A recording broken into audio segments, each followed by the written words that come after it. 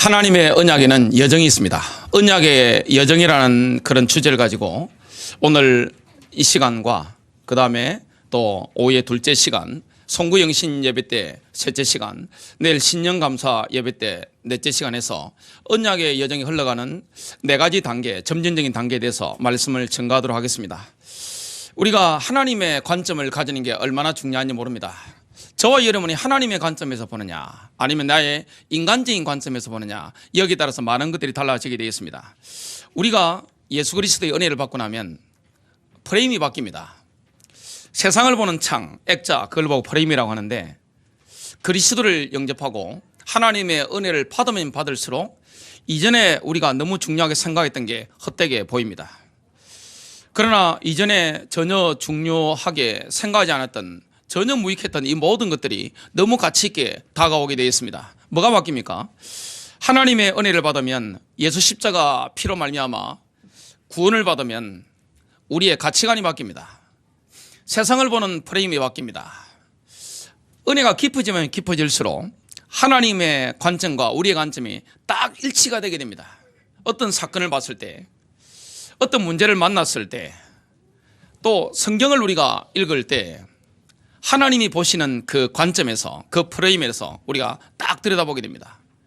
이번에 제가 예루살렘이라는 제목으로 말씀을 증거했습니다. 우리 성도님들도 그 유튜브를 많이 보셨지만 또 그걸 어디서 따가가지고 다른 분들도 보신 분들이 계시더라고요. 근데 제가 예루살렘에 대해서 설교를 하고 이 많은 유튜브라든지 또 인터넷이라든지 신문들 이런 것들을 봤습니다. 예루살렘을 보는 관점이 과연 성경적인가?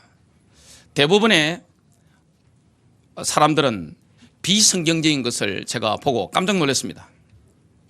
그 우리나라 최고 엘리트인 아나운서들, 주류 방송사의 언론인들, 또 신문기자들, 완전히 하나님의 입장과는 반대되는 입장에서 메시지를 날리고 있는 걸 봤습니다.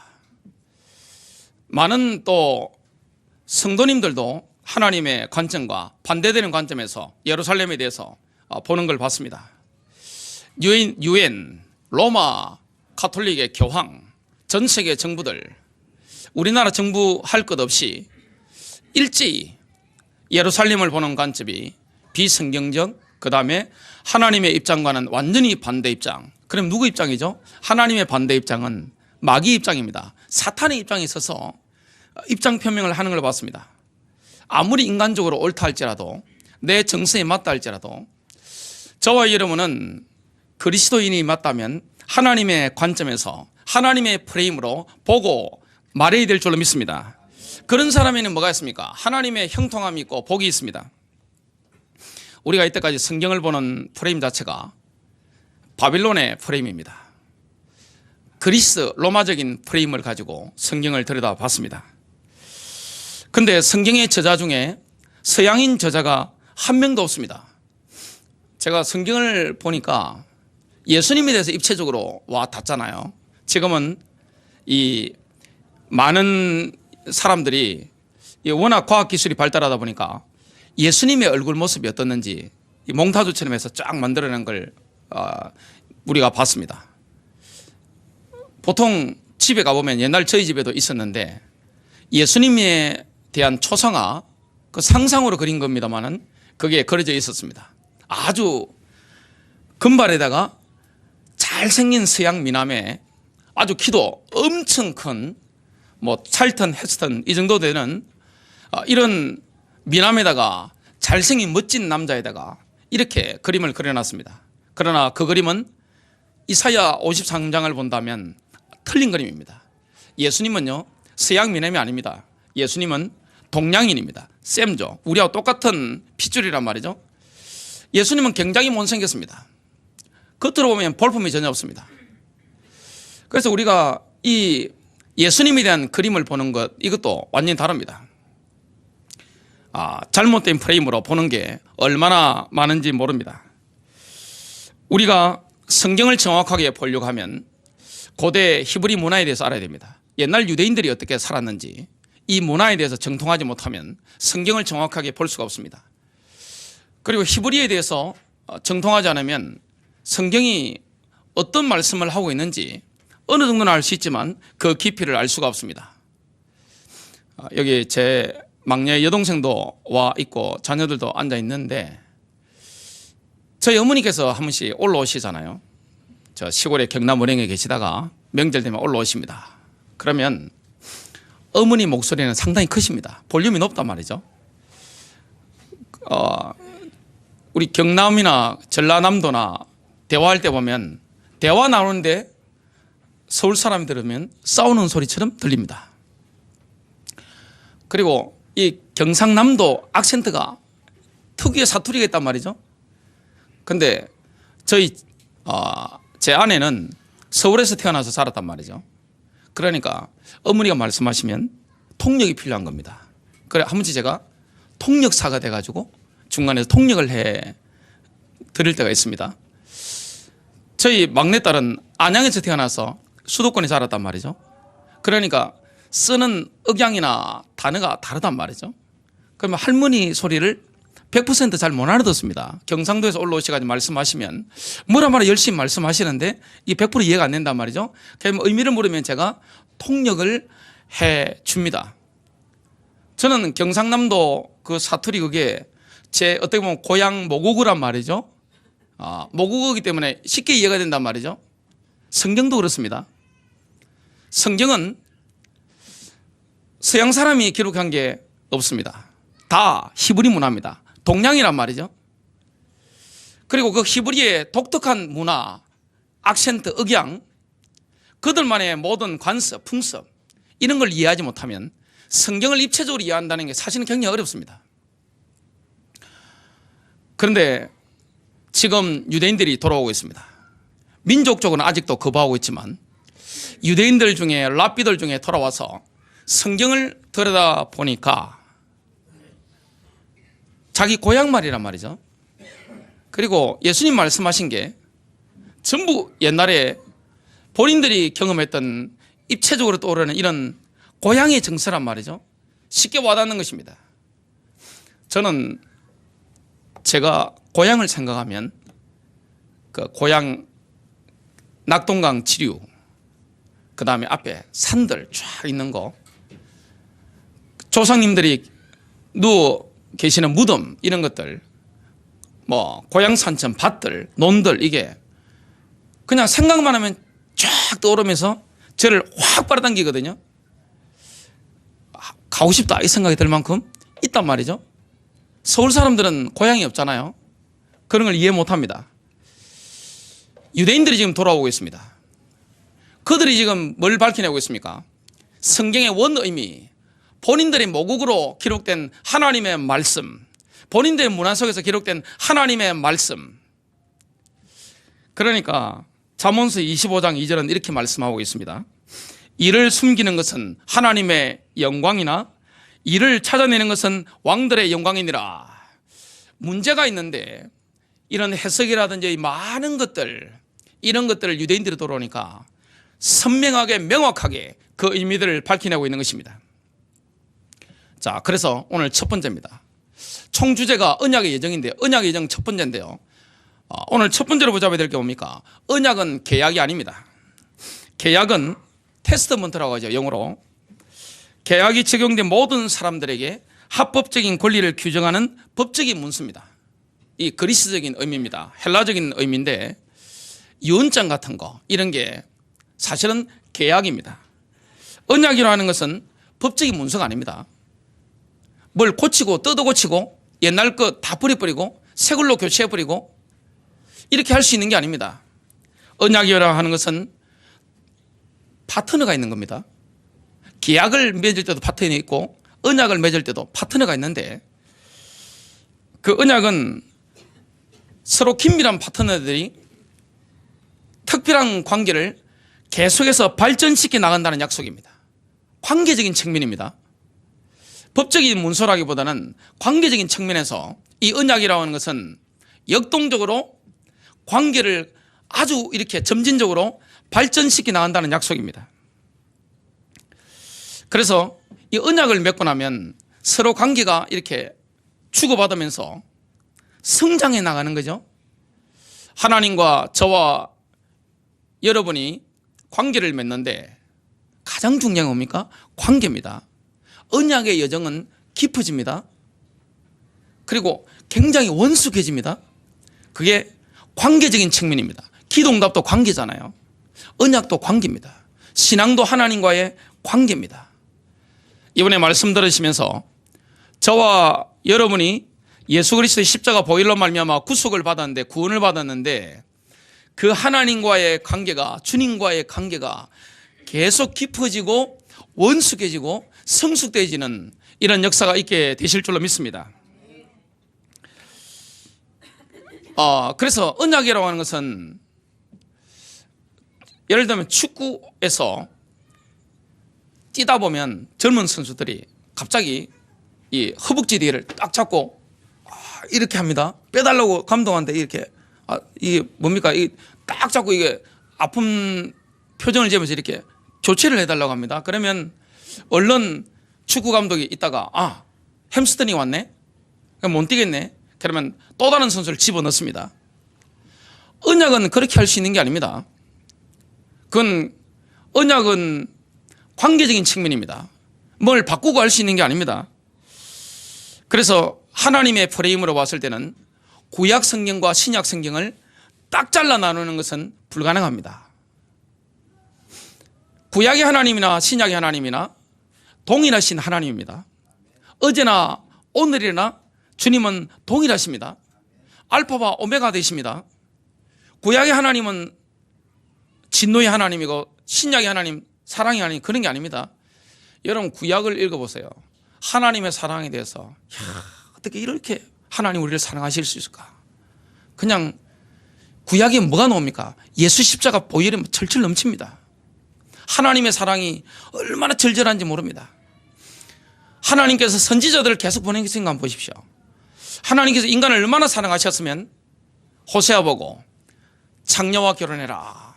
장녀인 줄 알면서 결혼했는데 나와보니까 자기 자식이 아니요. 이게 하나님의 사랑입니다. 그래서 구약과 신약 이렇게 딱 잘라 말할 수가 없는 겁니다. 히브리적인 관점에서는 언약은 뭡니까? 관계적인 측면인데 서로 관계가 점진적으로 발전하고 역동적으로 주고받으면서 성장해 가는 것이고 원숙해져 가는 것입니다. 나중에 그 관계가 오늘 제목이 하나님의 종인데 종에서 시작해서 그 다음에 친구로 그 다음에 모든 것을 상속해 줄 수 있는 자녀로 그 다음에는 완벽하게 모든 비밀을 오픈하고 유산을 상속받는 엄청난 긴밀한 관계를 가지는 부부관계로 이렇게 성숙되어지길 원합니다. 하나님은 저와 여러분과의 관계가 날로 깊어지길 원합니다. 성숙되길 원합니다. 그냥 밑바닥에서 끝나는 관계가 아니라 저와 여러분과 십자가 보혈로 말미암아 우리를 구속하셨는데 이 관계가요 계속 발전해 나가기를 원하는 것입니다. 그러면요 육신적인 응답은 구하지 않아도 따라옵니다. 축복 내가 한 번도 구하지 않아도 따라옵니다. 다윗과 같습니다. 치유도 따라오게 되어 있습니다. 능력도 따라오게 되어 있습니다. 어마어마한 하나님 역사들이 일어나게 됩니다. 그런데 신약 시대에 12사도 시대가 끝나고 나서 교부 시대가 열렸는데 그 당시 누가 들어와서 교회 주도권을 행사했습니까? 그 당시 대세는 그리스니까 그리스 철학자들이 예수를 영접하고 들어와서 봤습니다. 그러니까 뭐가 없어졌습니까? 하나님의 관점인 히브리인들의 문화 이 프레임을 모르고 그리스적인 프레임을 가지고 이렇게 하는 겁니다. 그러니까 그 교부들의 글들을 읽어보면 구약 성경도 좋지만 신약 성경은 더 좋고 더 완전하다 이렇게 되는 것입니다. 하나님의 관점이 아니죠. 자, 만일에 그런 말을 신약 성경이 더 좋다 이 말을 바울이 무덤 속에서 들었다면 무덤 속에서 관을 뚜껑을 열고 벌떡 일어날 일입니다. 자, 바울 시대에 베드로 시대에 야곱이 살았던 그때에 기록된 신약 성경이 없습니다. 성경이라고 하면 다 뭐죠? 다 모세오경을 비롯해서 구약의 선지서들 비롯한 구약 성경입니다. 그래서 구약이나 신약 성경이나 의미가 사실은 똑같습니다. 관계적인 측면에서 하나님은 저와 여러분의 관계를 계속해서 업그레이드 시켜 나가기를 원합니다. 자, 바울 사도가 영감을 받아서 디모데후서 3장 16절을 기록했습니다. 모든 성경은 하나님의 영감으로 주어진 것으로, 이건 구약 성경을 말씀합니다. 구약 성경 중에 의식법은 폐지가 됐지만 예수 십자가로 말미암아 구약 성경의 모든 의미는 영적인 거기 때문에 그대로 살아 있습니다. 하나님의 영감으로 주어진 것입니다. 성경은 인간적인 생각이 전혀 들어가지 않았습니다. 여러분, 만일에 옛날에 왕이 어명을 내렸는데 신하가 들고 가다가 이거 문서 고치면 어떻게 되죠? 자기 프레임으로 왜곡시키면 어떻게 되죠? 자, 이거 보니까 좀 부담될 것 같아요. 빼버리고, 요거는 좀 붙이면 좋겠어요. 넣어버리고, 요리할 때 MSG 넣듯이 뭘 넣어버리고 하면 의미가 바뀌어버립니다. 그러면 옛날에는 뭡니까? 기한 가지 않으면 사형입니다. 그래서 성경을 기록했던 선지자들은요, 자기 생각을 진짜 0.0001%도 집어넣지 않았습니다. 얼마나 두려워 떨었는지 모릅니다. 성경을 필사했던 사람을 서기관이라고 하는데, 성경 필사할 때는 우리하고 다릅니다. 저는 이게 한두 장이 넣어야 되기 때문에 하나님 할 때 약자를 넣고 합니다만은, 옛날에 그렇게 넣으면 큰일 납니다. 하나님 이름은 못 불렀습니다. 옛날 왕의 이름 부를 수 있었어요. 이집트 같은 데서, 조선에서 왕의 이름, 세종대왕 이름 이런 거 함부로 부르면 어떻게 되죠? 죽든지 곤장 맞든지 잡혀 들어갑니다. 불경죄잖아요. 하나님 이름 함부로 못 불렀습니다. 그래서 목욕하고 이렇게 하고 또 확인하고 하기 때문에 이 연구한 학자들 내용을 보면 그 성경 기록이 거의 100% 신뢰할 만하다고 합니다. 그대로 기록된 것입니다. 그대로 이어져 온 것을 보게 됩니다. 모든 성경은 하나님의 감동으로 기록된 것으로, 이 하나님의 말씀, 그 다음에 야고보서 2장 8절은 이렇게 말씀합니다. 너희가 정녕 성경대로 내 이웃을 내 자신과 같이 사랑하라는 왕의 법을 지키면 잘하고 있는 것이라. 신약 성경의 기록자들, 바울과 야고보를 비롯한 모든 기록자들, 그리고 예수님까지 다 어떤 프레임입니까? 하나님의 프레임은 유대적인 프레임입니다. 하나님의 약속은 영원합니다. 중간에 구약에서 신약으로 넘어가는데 끊어지고 있는 게 없습니다. 오늘 제목이 하나님의 종인데, 그래서 오늘 큰 두 번째입니다. 하나님이 주신 첫 번째 언약은 피언약입니다. 제가 이번에 전체 4강을 인도하게 되는데 넥타이 색깔의 의미가 다 있습니다. 그래서 오늘은 설교할 때마다 시간마다 넥타이가 바뀌게 될 겁니다. 다른 날로 좀 다를 겁니다. 넥타이 색깔의 의미에 대해서는 한꺼번에 여러분 다 말씀을 드리면 체하기 때문에, 얹히기 때문에 그 다음에 이따가 말씀을 드리고 하게 될 겁니다. 하나님이 우리에게 주신 첫 번째 언약이 있습니다. 언약의 여정 가운데 첫 번째 언약은 종의 언약인데 바로 피언약입니다. 하나님은 우리가 하나님의 종이 되길 원합니다. 예수 십자가 피로 말미암아 구원받았다면 하나님의 종이 되길 원합니다. 종이 되려면 구약의 희생제물을 날마다 드렸습니다. 희생제물은 피를 흘렸잖아요. 그처럼 우리의 옛사람이 날마다 죽어야 됩니다. 구원받은 사람에게는 옛사람이 있고 새로운 사람이 있습니다. 옛자아가 있고 예수 생명으로 말미암아 태어난 새로운 자아가 있습니다. 이게 늘 싸웁니다. 저와 여러분이 지향해야 되는 게 뭡니까? 옛자아입니다. 지향해야 되는 게 뭡니까? 바로 새로운 자아입니다. 옛자아는 우리가 날마다 죽게 되는 것이고, 새로운 자아는 성령 인도받으면서 자꾸만 우리가 개발시켜 나가야 되는 겁니다. 바울이 사역 수십 년 하고 나서 로마서 7장 24절부터 25절에게 이런 탄식을 합니다. 오라 나는 공고한 사람이로다. 이 사망의 몸에서 누가 나를 건져내랴. 우리 주 예수 그리스도로 말미암아 하나님께 감사하리로다. 그런즉 내 자신이 마음으로는 생각으로는 하나님의 법을, 육신으로는 제 법을 섬기노라. 그렇기 때문에 고린도전서 15장 31절입니다. 내가 그리스도 예수 우리 주 안에 지니고 있는 너희의 자랑으로서 단언하노니 나는 날마다 죽노라. 저와 여러분이 하나님의 종이 되길 원하시는 하나님의 그 소원을 알아야 됩니다. 피언약을 붙잡아야 되는데, 하나님의 종이 되어야 되는데, 그러려면 뭐 해야 됩니까? 나는 날마다 죽어야 되는 것입니다. 나의 옛사람, 자꾸만 올라오는 나의 감정, 혼정인 거란 말이죠. 인간은 영을 따라가야 될 줄로 믿습니다.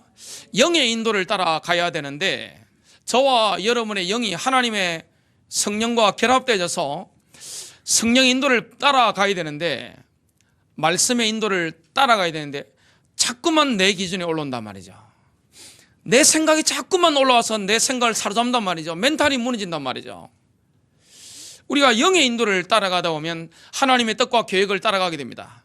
예수님이나 바울처럼 영 안에서 작정해서, 바울이 뭐라고 고백합니까? 내가 마게도냐와 아가이를 거쳐 예루살렘으로 갔다가 후에 로마도 보이리라. 영 안에서 쭉 인도를 받았단 말이죠.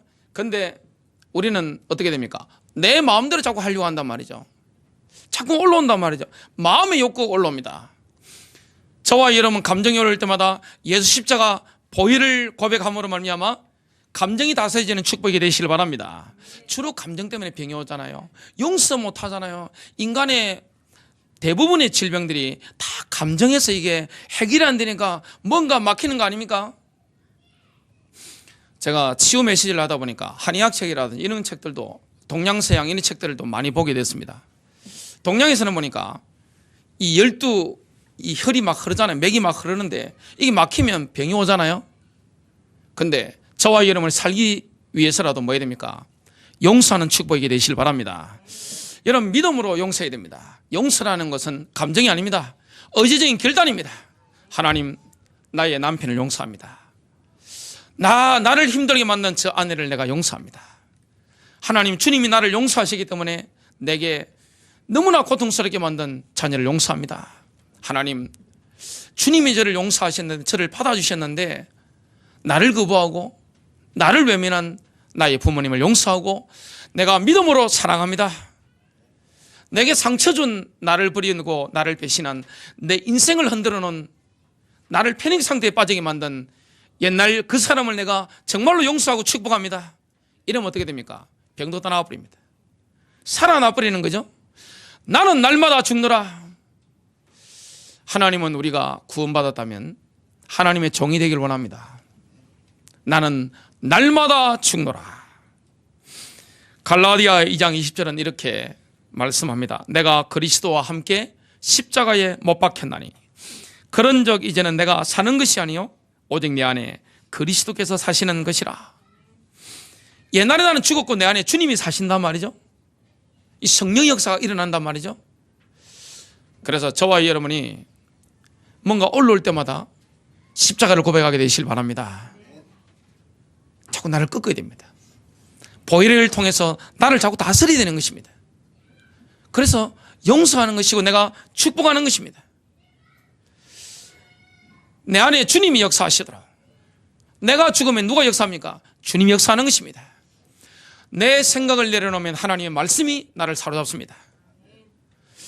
내 마음에 원하는 걸 내려놓으면 하나님의 계획이 나를 인도합니다. 내 감정을 내려놓으면 하나님의 성령께서 우리를 완벽하게 다스리시고 이끌어 가시게 되어 있습니다. 그래서 그리스도인들은요, 뭘로 부름받았습니까? 성도입니다. 성도. 성도라는 의미가 영어로는 뭡니까? 거룩하다는 게 세인트잖아요. 성자입니다. 하나님이 우리를 성도, 성자로 부르신 것입니다. 성도, 성자 그러면 뭐 어마어마한 걸로 생각하는데 그렇지 않습니다. 저와 이름 날마다 죽으면 주님의 종이 되는 것입니다. 내 생각 내려놓고 내 감정 내려놓고 내 마음의 원한을 내려놓고 나는 날마다 죽노라 바울 같은 고백을 하면 그게 바로 성자입니다. 그게 바로 성도란 말이죠. 한국교회에서는 좀 서열 문화이기 때문에 유교 문화이기 때문에 교회에서 어떻게 합니까? 서열이 제일 위에 목사잖아요. 수석 장로니까 목사, 장로, 그 다음에 안수집사, 그 다음에 권사, 그 다음에 집사, 그 다음에 일반 성도라는데 성도는 그런 게 아닙니다. 성도입니다. 저도 성도입니다. 신성길 성도입니다. 최고가 뭡니까? 성도입니다. 성도라는 뭡니까? 성자입니다. 하나님의 사람이란 말이죠. 구별된 자란 말이죠. 그래서 교회와 세상은 다릅니다. 불신자와 우리는 다릅니다. 그리스도의 십자가 피로 말미암아 구속받았기 때문에 하나님의 종이 되는 축복이 되시길 바랍니다. 종은 자기 의견이 없습니다. 시킨 대로 해야 됩니다. 종은 내 마음에 원하는 건 상관없습니다. 하나님의 계획이면 예스입니다. 아멘입니다. 종이라고 하는 것은 내 감정 아무 상관이 없습니다. 나를 죽이는 것입니다. 이게 하나님의 종입니다. 언약의 여정의 첫 번째 단계 뭡니까? 하나님의 종이 되라. 주님은 종이 되길 원합니다. 근데 보통 예수 믿으면 어떻게 합니까? 예수 영접해놓고 내 마음대로 사는 거, 내 마음대로 해버리고 내 생각대로 해버리고 내 감정대로 막 살아버리고, 이건 종이 아닙니다. 언약의 여정에 신구약 성경을 간통하는 첫 번째 단계가 뭡니까? 이거는 높고 낮은 게 아닙니다. 종이나 친구나 또 자녀나 신부나 사실은 높고 낮은 레벨의 단계가 아닙니다. 우리가 관계적인 측면에서 이게 항상 같이 있습니다. 우리는 그리스도의 종이면서 그리스도의 친구면서 주님의 자녀면서 그리스도의 신부입니다. 하나님의 신부입니다. 같이 있는데 관계가 깊어지는데 제일 첫 번째 단계가 뭡니까? 그리스도의 종입니다. 종이라는 것은 제가 주님의 종이잖아요. 목사만 주님의 종입니까? 성도님들은 다 주님의 종입니다. 자, 오라면 가야 됩니다. 그게 종입니다. 주님이 가라면 가야 됩니다. 그게 종입니다. 내 마음에 들고 안 들고 아무 상관이 없습니다. 그래서 우리가 다 주님의 종이잖아요. 이거 종로로 안 한 선지자가 성경에 나옵니다. 요나입니다. 요나 선지자. 왜냐? 도저히 본인 생각으로 못 받아들이겠거든요. 니느웨로 가서 말씀을 선포해라. 니느웨는 북이스라엘을 멸망시킬 하나님의 막대기였습니다. 왜냐? 북이스라엘이 우상숭배하고 타락해버렸으니까 하나님이 이거는 손을 봐야 된단 말이죠. 왜냐? 하나님이 그게 사랑입니다. 무조건 잘 봐주는 그게 사랑이 아닙니다. 하나님 우리 아버지시니까요. 자, 지금 아수르가 회개해버리고 죄를 버리고 하나님과 관계 회복돼버리면 힘 얻어가지고 자기 조국을 멸망시킬 알고 있습니다. 양심상 적국에 가서 말씀 원전하는 겁니다. 그러니까 스페인으로 가는 화물선에 급하게 몸을 싣고 도망갔습니다. 하나님이 풍랑을 보냈습니다. 자, 혼자 굴굴 자고 있습니다. 하나님이 콕 집어냅니다. 종놈 주제에 자기 생각대로 하거든요. 종놈 주제에 내 마음이 안 맞으니까, 자기 감정이 안 맞으니까 하나님의 뜻을 거역하거든요. 착각이었습니다. 하나님이 이 지중해 바다에 뱃속에 그것도 배 밑에 잠자고 있는 나를 찾아오시겠냐 그러는데 하나님 풍랑을 보내니까 하나님 콕 집어낸 겁니다. 그러니까 도저히 안 되니까 불신자들에게 뭐라 합니까? 나를 집어 던지세요. 그러면 잠잠해질 겁니다. 선원들이 오히려 인정이 많습니다. 안 집어 던지려고 했는데 도저히 안 되니까 딱 집어 던지는 순간에 지중해가 갑자기 고요해져 버리는 겁니다. 그때 하나님이 엄청나게 큰 고래를 준비하셨다가 딱 삼키게 만들었습니다. 종이라고 하는 것은 예수 영접하고 나면 내 마음대로 살아버리고 예수 영접하고 나면 뭘 해도 되고, 이거는 기독교가 아닙니다. 여러분, 하나님의 언약은 계약이 아닙니다. 구약과 신약은 딱 잘라서 나눌 수 있는 게 아닙니다. 구약과 신약은 언약의 여정이 이어지는 것입니다. 창세기부터 요한계시록까지 언약의 여정을 하나님이 쫙 이끌고 가시는데, 시작은 누가 하십니까? 하나님이 하시는 것입니다. 우린 연약하잖아요. 하나님이 이끌고 가시는데 첫 번째 단계가 뭡니까? 바로 종입니다. 나는 날마다 죽노라. 인간이 연약하잖아요. 골로새서 3장 3절 4절입니다. 너희는 죽었고, 사람이 죽었습니다. 너희 생명은 그리스도와 함께 하나님 안에 감추어져 있느니라. 우리의 생명이신 그리스도께서 나타나실 때 그때의 너희도 그분과 함께 영광 가운데 나타나리라. 우리의 생명이 그리스도 안에 있습니다. 사실 아담과 하와는요, 하나님과 혼인계약 속에 있었습니다. 결혼한 관계였단 말이죠.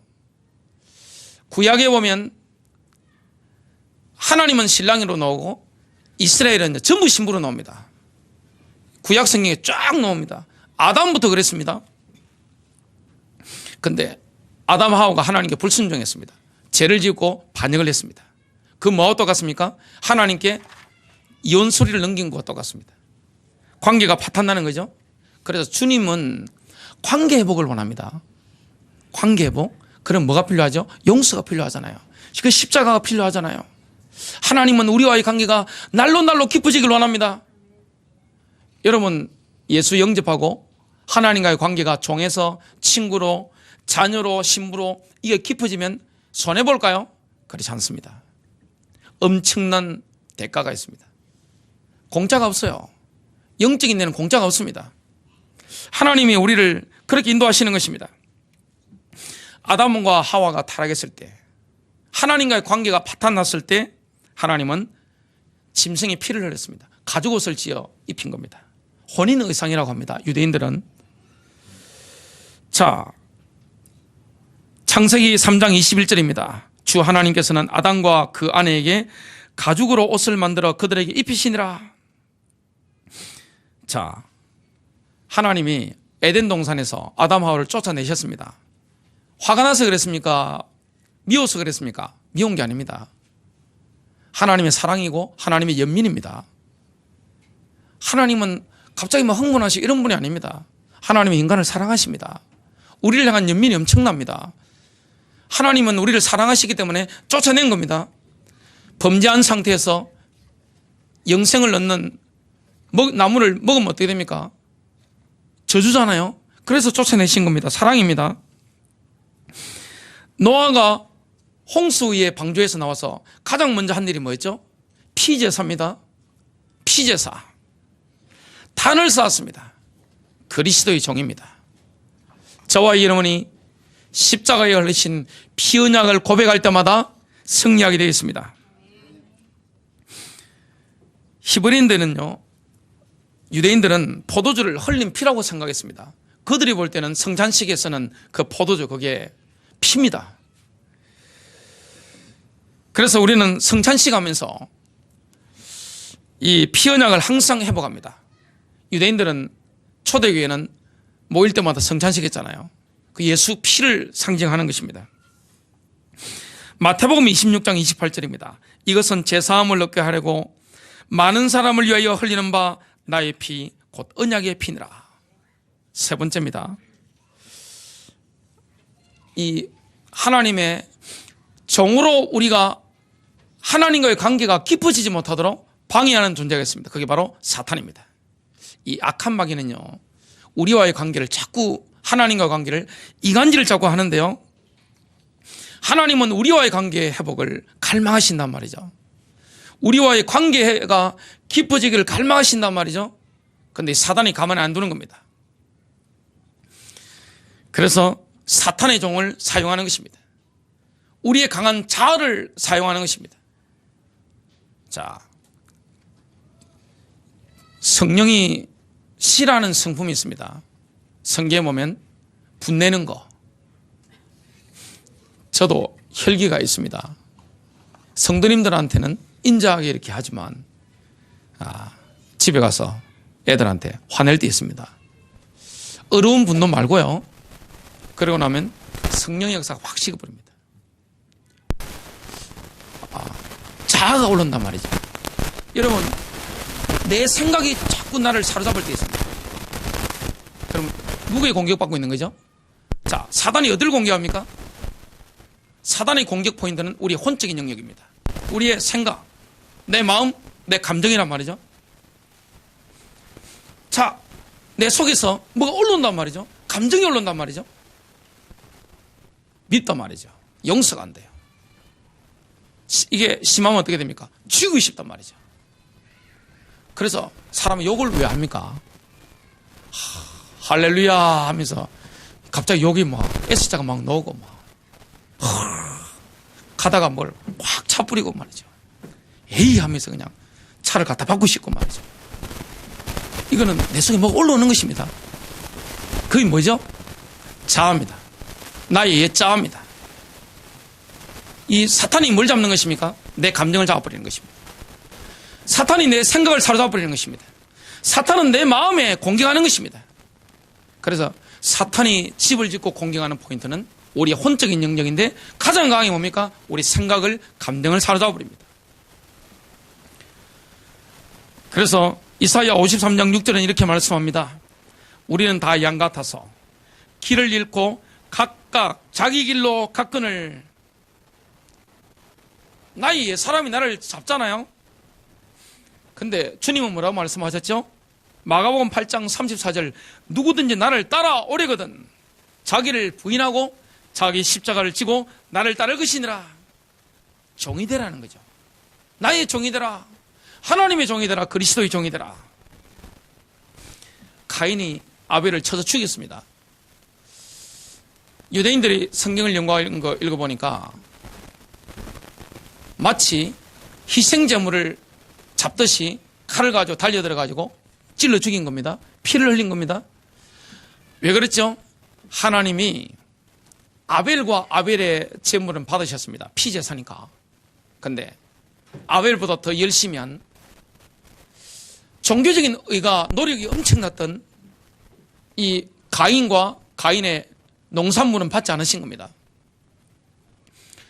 자, 주일날 아벨과 가인을 봤을 때 누가 더 믿음이 좋아 보일까요? 성도님들 1번, 2번 하고 비밀 투표하면 누가 신앙이 좋은 것처럼 보일까요? 열심히 하고 가인이 나옵니다. 이거는 100%입니다. 아벨은 하나님의 방법 십자가를 의지한 것이고 가인은 자기 의를 의지한 것입니다. 그러니까 자기가 받아들이지 않으니까 분노가 막 치밀어 오는 것입니다. 감정이 잡혔어요. 뭐라고 했습니까? 가인이 이렇게 말한 것입니다. 하나님 좋습니다. 희생제물을 원하시죠? 내가 희생제물 바칠 겁니다. 악이 바쳐가지고 이렇게 말한 겁니다. 창세기 4장 8절입니다. 가인이 자기 동생 아벨과 이야기하니라. 그 뒤에 그들이 들에 있을 때 가인이 자기 동생 아벨을 치려고 일어나 그를 죽이니라. 가인의 영적인 흐름을 그대로 이어받았던 인물이 라멕인데 가인의 6대 손이었습니다. 스스로 마귀 종이 된 것입니다. 인간의 자유의지가 있잖아요. 우리가 내 감정 컨트롤 못하면 사탄이 됩니다.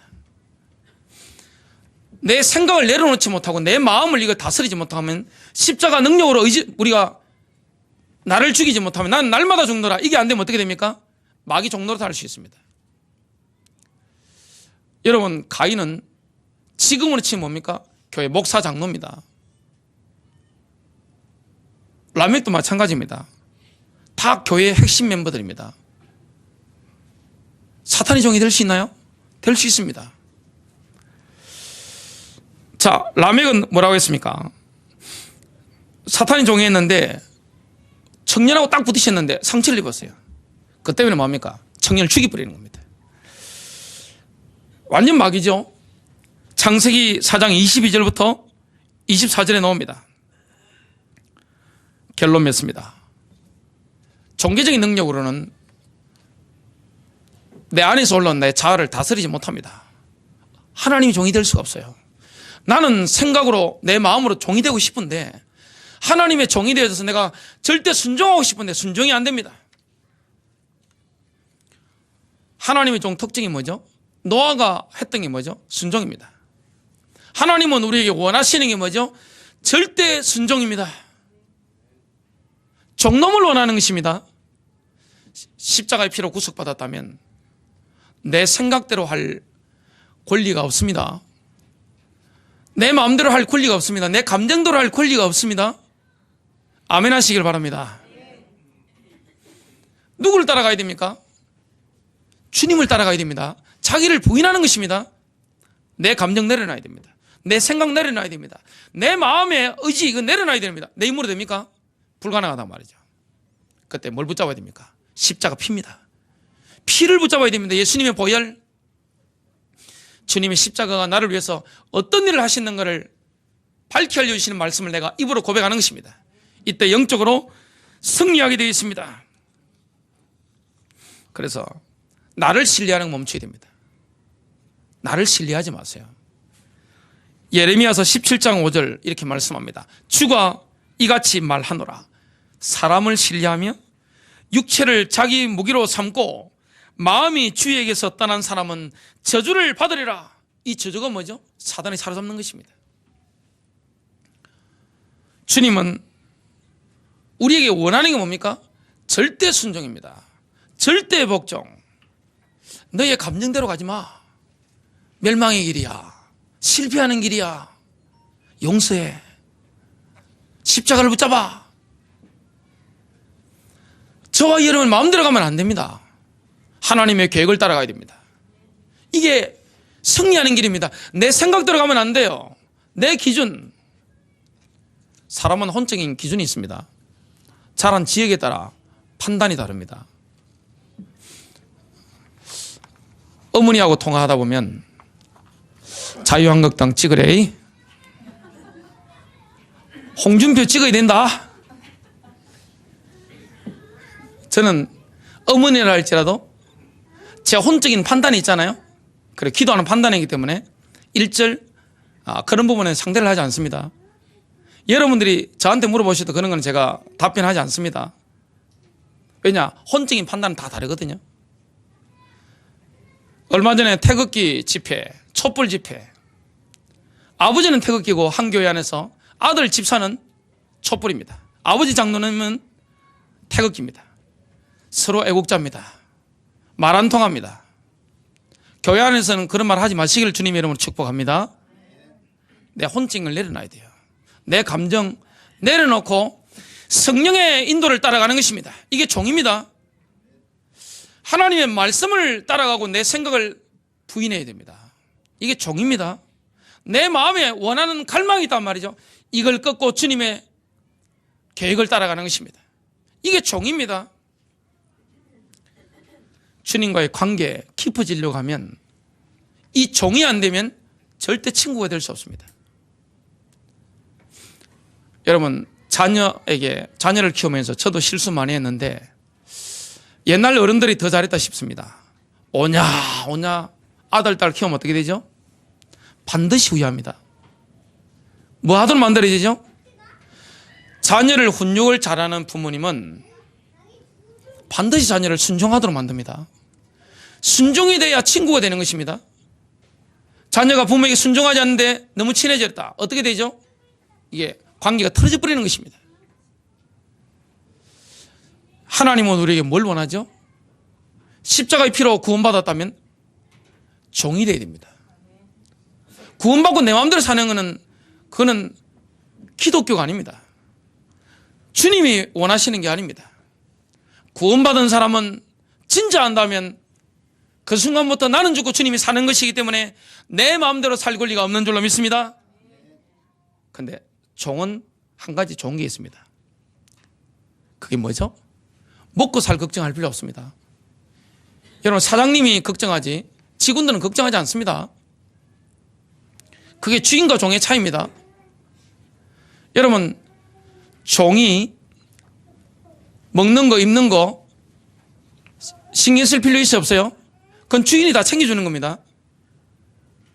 자 우리가 주님의 종이 되면 뭘 붙잡아야 됩니까? 마태복음 6장 33절입니다. 너희는 먼저 그의 나라와 그의 일을 구하라. 그리하면 이 모든 것을 너희에게 더하시리라. 여러분이 먹는 거 입는 거 고민하는 거 자녀들 미래 인생 노후 주님이 종이 되시길 바랍니다. 하나님이 책임지실 것입니다.